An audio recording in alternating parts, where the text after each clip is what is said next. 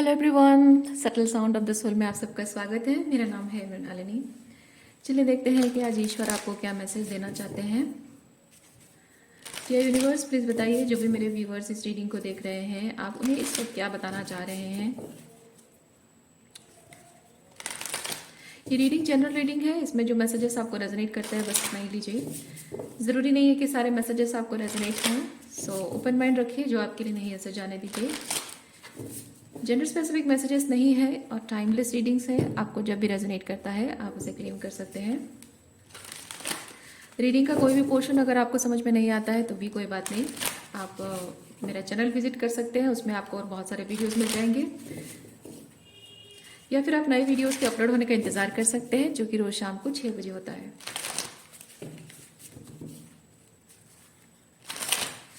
Thank you universe.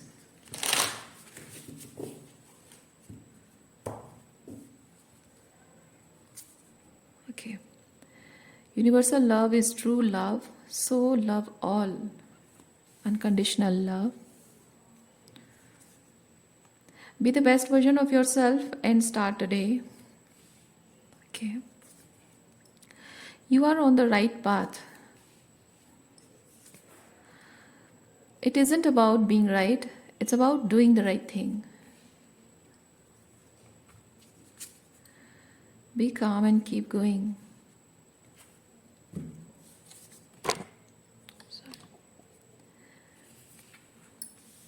Chasing energy है. We have traveling.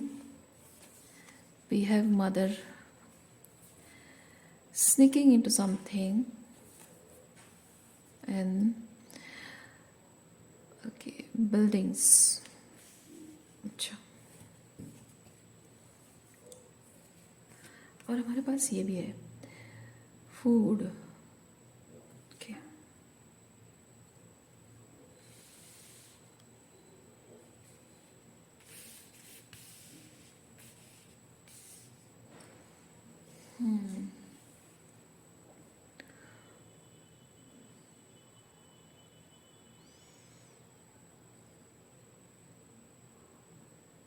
मैं यहाँ पे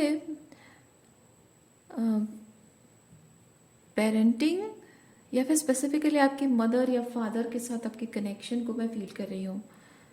something related to parent child relationship. क्योंकि यहाँ पे मैं एक चीज़ फील कर पा रही हूँ कि एज अ चाइल्ड आप अपने आप को बहुत हाई पेडेस्टल पे रख रहे हो, या फिर आपको आपके पेरेंट्स ने बहुत हाई पेडेस्टल पे रखा है। और आपसे हाई पेडेस्टल पे रखने का मतलब ये नहीं कि आपकी बहुत तारीफ करते हैं, मतलब ये कि आपको बहुत सारी एक्सपेक्टेशंस रखते हैं आपसे, बहुत हाई मतलब आइडियलाइज करते हैं। तो जहाँ आइडियलाइज किया जाता है वहाँ पे एक इंसान को एक मजबूरी का एहसास होता है कि लोगों ने मुझे आइडियलाइज किया है तो मुझे वो आइडियल बन के दिखाना होगा। तो इस तरह के का कुछ हो सकता है, आपको हाई पेडेस्टल पे रखा गया हो, आइडियलाइज किया गया हो कि तुम्हें आइडियल सन आइडियल डॉटर बन के दिखाना है, या फिर आइडियल चाइल्ड बन के दिखाना है। और मैं ये चीज़ फील करती हूँ कि आप उस बोझ तले दबे हुए हैं, क्योंकि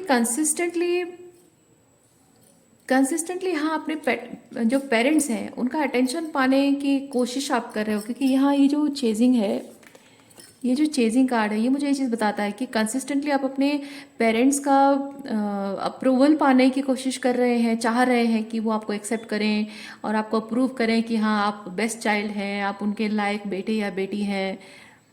या फिर बड़े बेटे और छोटे बेटे में फ़र्क हो रहा है, या बेटा बेटी में डिस्क्रिमिनेशन हो रहा है। तो इन एनी वे आप अपने माँ बाप की नज़रों में एक अच्छी संतान उनके मुंह से सुनना चाहते हो, या फिर आप उनसे चाहते हो कि वो आपके सर पर हाथ रखें और कहें कि बेटा तुम बहुत अच्छे बेटे हो या अच्छी बेटी हो, अच्छी संतान हो, तुमने साबित करके दिखाया। वो जो सर पर हाथ रखना, मतलब यहाँ तारीफ के भूखे मैं नहीं देख रही हूँ। मैं फील कर रही हूँ कि आप उनकी वो ब्लेसिंग्स पाना चाहते हैं कि आपके सर पर वो हाथ रखें और कहें लेकिन वो हो नहीं पा रहा है। आप चाहे कितनी भी कोशिश करें, कितनी भी मेहनत करें। और ये चेजिंग मुझे बेसिकली ये चीज़ बता रहा है कि आप उनके वो अ, उनका वो आशीर्वाद, उनका वो क्या बोलते हैं, एक्सेप्टेंस, अप्रूवल, अप्रूवल वर्ड मुझे सुनाई दे रहा है। उनका वो अप्रूवल पाने के लिए आप कुछ भी, किसी भी एक्सटेंट में जाने को तैयार हैं, कुछ भी करने को तैयार हैं। इस तरह की कुछ एनर्जी मैं फील कर रही हूँ। और आप कोशिश भी बहुत करते हैं, बहुत मेहनत करते हैं आप उनके लिए। ये आप देख रहे हैं, अभी ये टेढ़े मेढ़े रास्ते हैं। मैं एक चीज़ फील कर पा रही हूँ कि आप अपने माँ को या अपने पिता को, ये दोनों पेरेंट्स हो सकते हैं या फिर पर्टिकुलर कोई एक पेरेंट हो सकते हैं, तो उनको खुश करने के लिए आप कोई भी हद पार करते हैं। आप जैसे देखो, ये गाड़ी जब चलाते हैं आप, बहुत ही टेढ़ा मेढ़ा रास्ता जब होता है, आप गाड़ी चलाते हो, बहुत स्पीड में गाड़ी चलाते हो, तो आप तो चलाते हो, छोड़िए, आप सोचो कि कोई इंसान ऐसे चला रहा है, ऐसे टेढ़े मेढ़े गाड़ी चला रहा है और आप उसके साथ बैठे हुए हो। कैसा लगता है ना? हर वक्त डर लगा रहता है कि किसी भी मोमेंट पे क्या हो जाए, ये इंसान कब एब्सेंट माइंडेड हो जाए, कब ये इंसान ब्रेक ना लगा पाए, कब इसके हाथ से स्टेयरिंग छूट जाए या फिर कुछ और हो जाए, तो इसके तो जो होगा होगा, मेरा तो लाइफ भी बर्बाद हो जाएगा, मेरी ज़िंदगी भी ख़राब हो जाएगी या मैं मर जाऊंगा।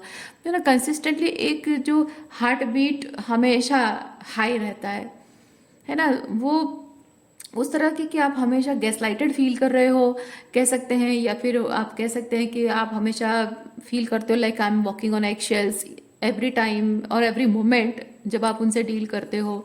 तो कंस्टेंटली आप उनके लिए जो भी करते हो, हर वक्त आपके माइंड में इस तरह की एनर्जी रहती है कि अभी भी हो सकता है उनको कोई चीज़ पसंद ना आए, हो सकता है कि अभी कुछ हो जाए, कुछ गलत हो जाए, तो कंसिस्टेंटली वो आप गैसलाइटेड फील करते हो और एक्चुअल में चलते टाइम जैसा होता है ना, वैसा फील करते हो। और आपके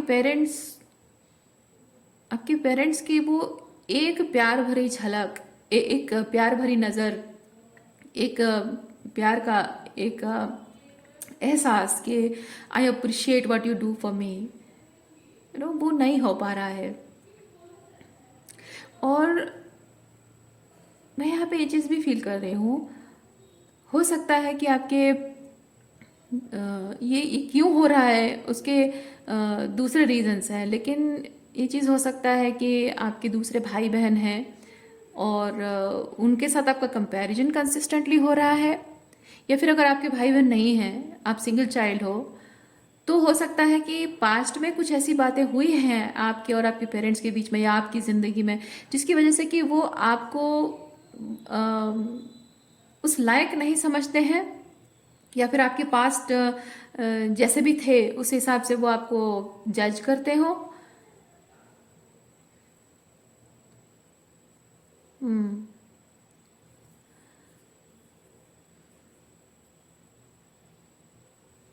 या आपकी ज़िंदगी में कुछ ऐसे एडवर्स सिचुएशन आए हों जिसकी वजह से कि आपकी ज़िंदगी में सब कुछ अच्छा नहीं रह पाया है, और हो सकता है उस चीज़ के लिए वो ये फील करते हो कि आपकी ज़िंदगी में ये चीज़ें अच्छी नहीं रह पाई हैं।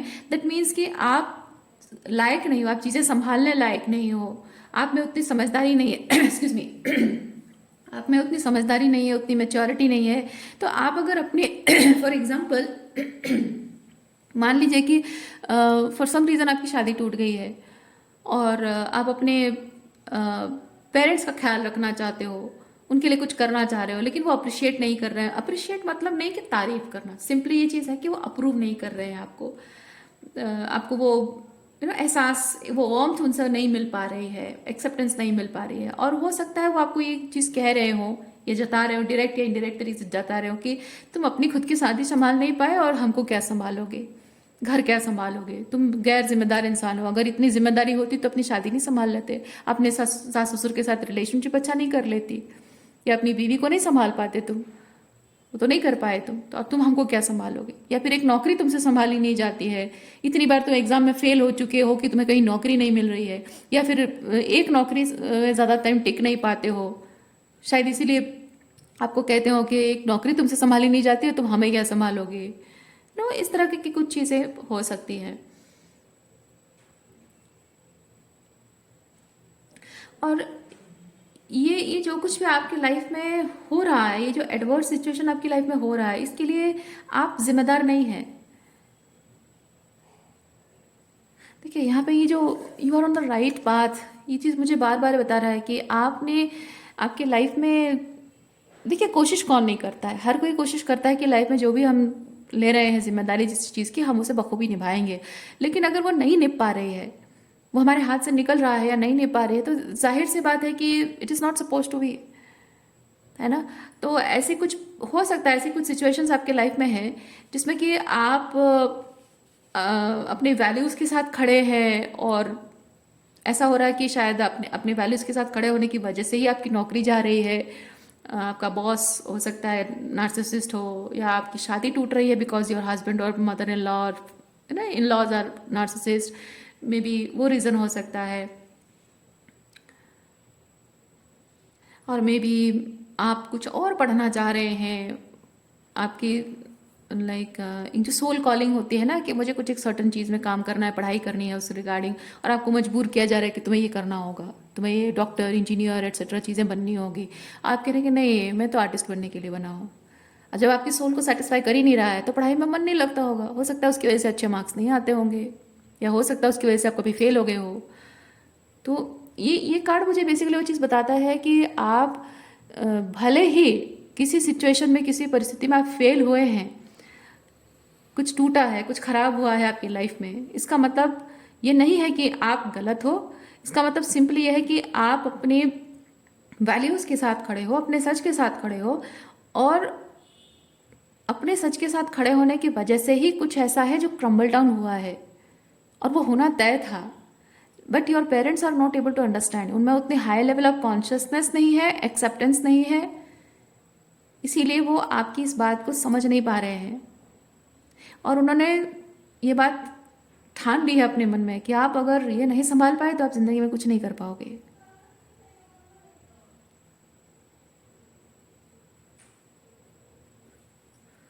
बहुत सर्वाइवर मोड में जीते हैं आपके पेरेंट्स।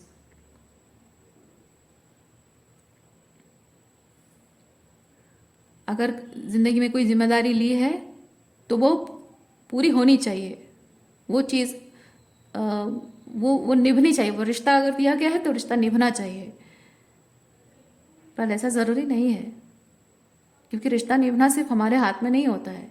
हमारे पेरेंट्स हमारे ऊपर ये जिम्मेदारियां थोपते हैं कि बेटी हो, लड़की हो, तो तुम्हारे रिश्ते की जिम्मेदारी तुम्हारे हाथ में है। जनरली लेडीज़ को बोला जाता है कि रिश्ता रहेगा या टूटेगा वो तुम्हारा कंप्लीटली तुम पर डिपेंड करता है। यानी कि उस लड़की को कुछ भी हो सहना पड़ेगा उस रिश्ते को बचाए रखने के लिए, इतना उसको एक्सपेक्टेशन उससे रखी जाती है, और वो प्रेशर में ही ज़िंदगी भर जीते रहते हैं। इसी तरह का कुछ सिचुएशन आपकी लाइफ में है, और आपके पेरेंट्स भी शायद यही चाहते हैं कि आप जितना भी प्रेशर आया हो आपके ऊपर, आपको सह लेना चाहिए था, आपको सब कुछ हैंडल कर लेना चाहिए था, क्योंकि आप अगर नहीं कर रहे हो तो यानी कि आप फेलियर हो।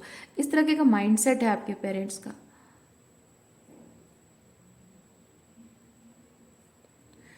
और ये इतनी सारी हाई एक्सपेक्टेशन की वजह से उनकी नज़रों में आप अच्छे बच्चे नहीं बन पा रहे हो। लेकिन आप जानते हैं कि मैं जो ये एक्सपेक्ट कर रहे हैं कि मैं ये कर पाता तो होता, लेकिन वो चीज़ आप नहीं कर पाओगे क्योंकि आप करना नहीं चाहते हो। ऐसा नहीं कि आप नहीं कर पाओगे, पर आप करना नहीं चाहते हो, अपने वैल्यूज से नीचे गिरना नहीं चाहते हो, अपने आत्मसम्मान की डोर आपने पकड़ ली है, आप उसे छोड़ना नहीं चाहते हो। तो आप सही कर रहे हैं, आप सही राह पर हैं। और हो सकता है उसके लिए आप सोच रहे हैं कि मैं वो चीज़ तो मैं ठीक नहीं कर सकता हूँ, लेकिन मैं दूसरे तरीके से अपने माँ बाप को खुश कर सकता हूँ।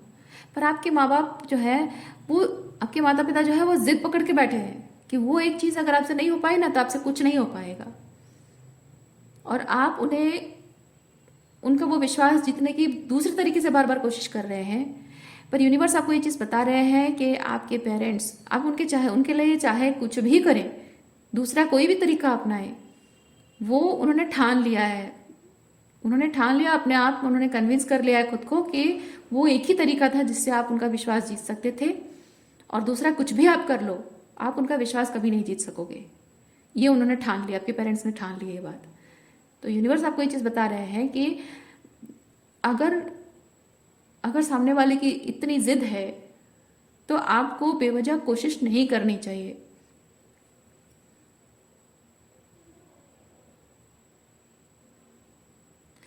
It's not about being right, it's about doing the right thing. मैं आपको पढ़ के सुनाती हूँ क्या लिखा है यहाँ पे।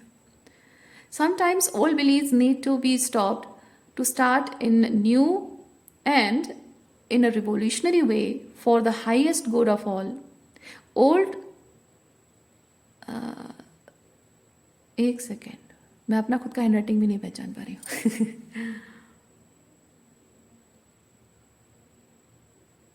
Oh okay okay. Old thing stays rooted because it is old, so resist to leave space for new. कहने का मतलब ये कि एक चीज़ जो बहुत टाइम से अब आपने देखा होगा कहीं भी कोई भी ऐसे अबांडन स्पेस में जो एक छोटा सा पौधा होता है और उसकी जड़ें बड़ी मजबूत होती हैं वहाँ पे, चाहे वो पत्थर भी हो वहाँ पे ना। एक पुराना मंदिर, कोई खंडहर है, पुरानी जगह है, वहाँ पे जो जो पेड़ पौधे होते हैं वो इतनी स्ट्रांग उनकी रूट्स, जड़ें पकड़ी होती है ना, उनको निकालना बड़ा मुश्किल होता है। वैसे ही यहाँ पे आपको बताया जा रहा है कि जो चीज़ सदियों से चली आ रही है, सालों से चली आ रही, जो ऑर्थोडॉक्स बिलीफ सिस्टम है, जो ट्रेडिशनल बिलीफ चलती आ रही हैं, वो जबकि बहुत सालों से चलती आ रही, जनरेशन मतलब पीढ़ी दर पीढ़ी वो चलती आ रही है, इसीलिए उसने बहुत जड़ पकड़ ली होती है। तो उसे उखाड़ कर फेंकना ना, पूरा जड़ से उखाड़ कर फेंकना बड़ा मुश्किल काम होता है। यहाँ पे वही चीज़ आपको बताया जा रहा है। Old stays rooted because it is old, so resists to leave space for new. और उस बिलीफ के अंदर ना, और उस बिलीफ को मानने वाले लोगों के अंदर ना एक कंफर्ट जोन रह जाता है, क्योंकि बहुत टाइम से वो बिलीव्स पनप रही है, इसीलिए वो बिलीव्स को मानने वाले लोग कंफर्टेबल फील करते हैं, क्योंकि उन बिलीव्स को तोड़ने वाला या उन बिलीव्स के अगेंस्ट खड़ा होने वाला कोई नहीं है, तो उसे मानना, उसे फॉलो करना उनके लिए बहुत आसान हो जाता है। लेकिन जो नए बिलीव्स होते हैं उन्हें मानने के लिए वो पुराने ऑर्थोडॉक्स बिलीव वाले लोग पॉसिबल नहीं समझते हैं, डरते हैं, क्योंकि वो उनको कंफर्ट जोन से पुश करता है, क्योंकि उन्हें पता होता है कि वो जो नए बिलीव्स हैं वो आज के हैं, और वो अगर मास में, कलेक्टिव में अगर वो स्प्रेड नहीं होता है, और पुरानी बिलीव्स की इतनी पावर ज़्यादा होती है इतने सालों से कि वो नई बिलीव को ना बहुत इजीली अपरूट करके निकाल दिया जा सकता है, चांसेस आर देयर। इसलिए अगर हम पुराने बिलीव्स को छोड़कर नए बिलीव्स को फॉलो करने लग जाएं तो हमारे अस्तित्व का कुछ मोल नहीं रहेगा। हम भी उस नए बिलीफ की अपरूटेड होने के साथ साथ हम भी अपरूट हो जाएंगे सोसाइटी से, और हमको भी एक्सेप्ट नहीं किया जाएगा, हमारे वैल्यू नहीं रहेगी, हमारा कुछ भी नहीं रहेगा समाज में। और इसीलिए जो ऑर्थोडॉक्स बिलीफ सिस्टम जो है उसे फॉलो करना लोग आसान समझते हैं और कंफर्ट जोन समझते हैं। ये मैसेज आपको वही दिया जा रहा है। You have to put pressure, not fear the guilt tripping of old. इसीलिए आपको बताया जा रहा है कि जो ओल्ड बिलीव्स है वो भले ही दकियानुसी जो बिलीव है गलत है, हमारे समाज के भले के लिए काम नहीं कर रहा है, वो भले ही आपको गिल्ट ट्रिप करने की कोशिश करे, पर आपको उसके प्रेशर में नहीं आना है, डरना नहीं है। वो प्रेशर डालेंगे आपके ऊपर, पर आपको डरना नहीं है। Someday it was engraved in the belief of society by human only, क्योंकि वो जो पास्ट था वो ये मेरा चैनल मैसेज मैंने खुद लिखा है। ओके, इस कार्ड को देखकर जो मुझे मैसेज चैनल हुआ मैंने वही लिखा है। तो एक दिन ऐसा भी तो था ना कि वो जो पुराना बिलीफ सिस्टम आपके समाज में आज जो घर कर बैठा है, जो जड़ पकड़ चुका है, जिसके कंफर्ट जोन में आपके ऑर्थोडॉक्स बिलीफ सिस्टम वाले लोग हैं, समाज में लोग हैं, वो ही बिलीफ सिस्टम कुछ 100, 200, 800 साल, 1000 साल पहले वो भी तो एक नया बिलीफ सिस्टम बनकर आया था ना समाज में, है ना। आज उसने जड़ पकड़ ली है। वैसे ही एक ना एक दिन आपका ये जो नया बिलीफ सिस्टम है, जो एक रिवोल्यूशनरी बिलीफ सिस्टम है, वो भले ही लोगों को लग रहा है कि गलत है, लेकिन आप जानते हैं कि आप किस बेसिस पर वो फाउंडेशन उसकी रख रहे हैं, तो आप बस कोशिश करते जाइए। और एक दिन आएगा, जिस तरह से आपके ऑर्थोडॉक्स बिलीफ सिस्टम ने जड़ पकड़ी है, इस दिन आपका ये बिलीफ सिस्टम भी जड़ पकड़ेगा।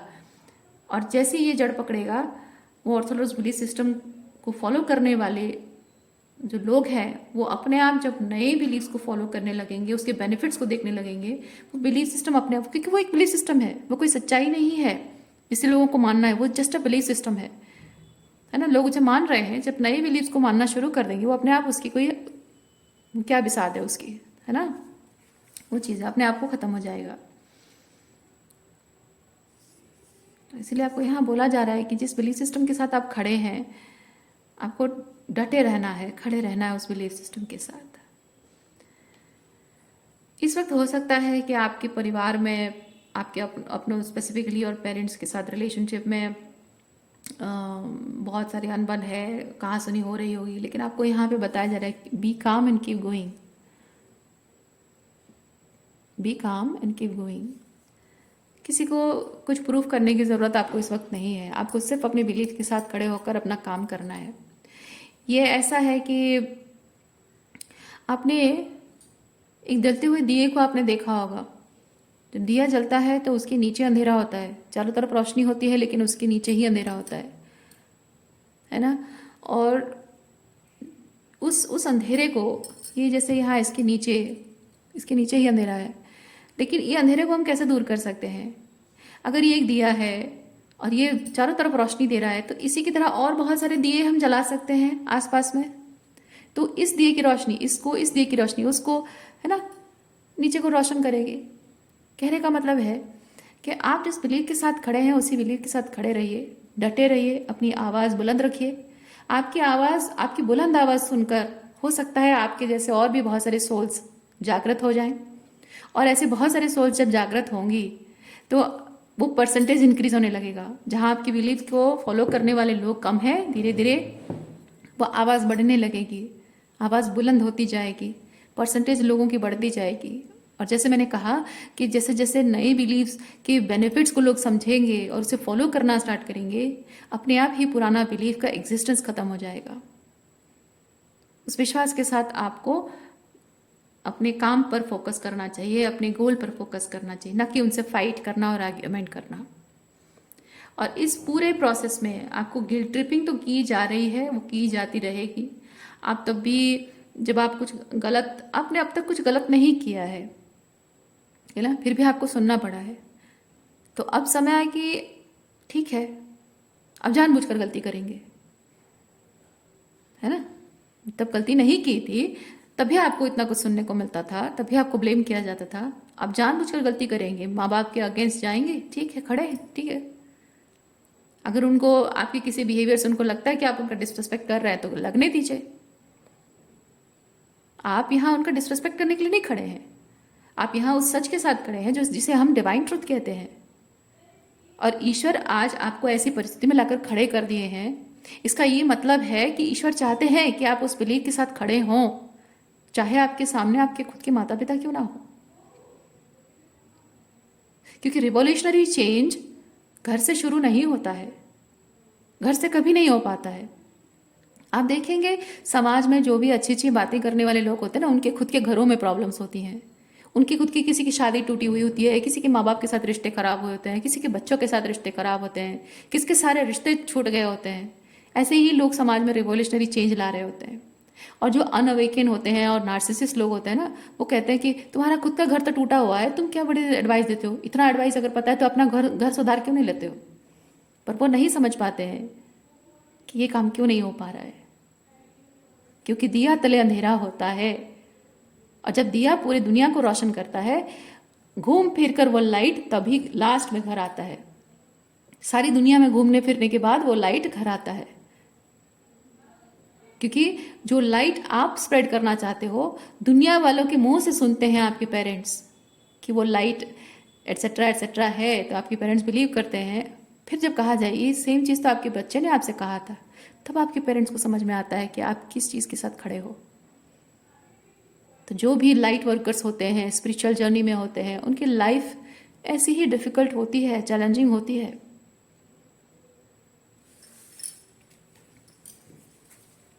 देखिए, आप इस तरह से एनर्जी में हैं इस वक्त, लेफ्ट आउट फील कर रहे हैं, अपने पेरेंट्स से लेफ्ट आउट फील कर रहे हैं, दुखी हैं, ये 5 ऑफ पेंटिकल की एनर्जी है, 5 of cups and 5 of pentacle की एनर्जी है। लेफ्ट आउट फील कर रहे हैं और दुखी हैं, पर इस एनर्जी में आपको नहीं रहना है।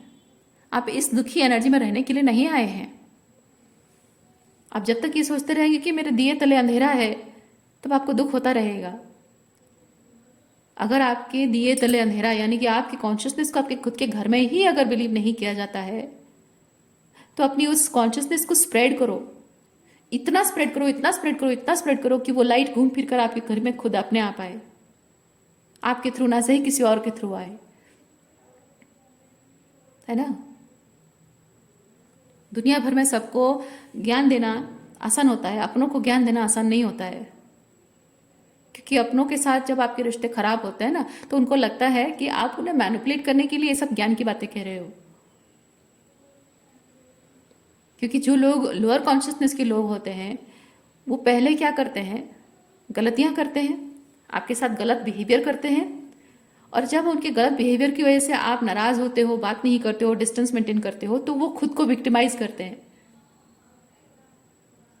और यही रीजन होता है कि जब आप उन्हें समझाने की कोशिश करते हो, उनको लगता है कि आप उनको मैनिपुलेट कर रहे हो ताकि वो आपके सामने झुके, आपसे जबरदस्ती माफी मांगे।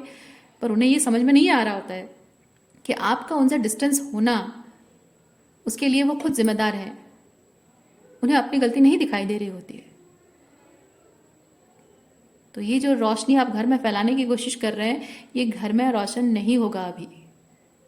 वही रोशनी जो आपके अंदर परमात्मा ने दिया है ना, आपके अंदर जल रही है, वो रोशनी उसे बाहर फैलाइए। जितना हो सके बाहर उस रोशनी को जलाइए, ताकि और ऐसे बहुत सारे दिए रोशन हो। जितना ज़्यादा से ज़्यादा संसार में अंधेरा दूर होता जाएगा, एक ना एक दिन आएगा जब आपके घर के खुद के अंधेरे भी दूर हो जाएंगे। कहते हैं ना कि परमात्मा लेन देन में हिसाब किताब गड़बड़ नहीं करता है। आप अगर समाज को कुछ दे रहे हैं और आपकी खुद की झोली खाली है, तो ऊपर वाला ये अन्याय नहीं देख सकता, है ना। आप यूनिवर्स के झोली भरो खुशियों से, आपकी खुद की झोली भी खुशियों से भर जाएगी। आएगा वो दिन। उस विश्वास के साथ आपको अपने पर्पस पर ध्यान देना चाहिए। ये चीज़ आपको यूनिवर्स बता रहे हैं। ओके, सो आज के लिए इतना ही है। उम्मीद करते हैं इस रीडिंग से आपको कुछ क्लैरिटी मिली हो। मैं आपको नेक्स्ट रीडिंग में मिलकर अपना ख्याल रखिए। बाय।